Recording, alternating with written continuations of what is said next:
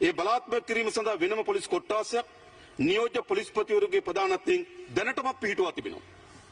අද අපරාධයෙන් උත්පාදිත දේ පිළිබඳ පනත පාර්ලිමේන්තුව සම්මත කරා ආයතන පිහිටුවා.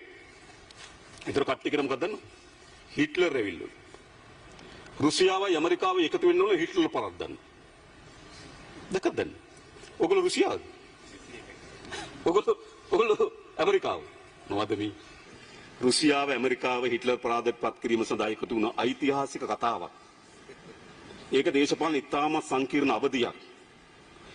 ඒක ලෝක දේශපාලන ඉතාමත් විශාල හැරවුමක්. මේ මාධ්‍ය සාකච්ඡාවක් කියලා දිනු රුසියාවයි ඇමරිකාව එකතු වෙන හිට්ලර් පරද්දන්න. පහු හරිද?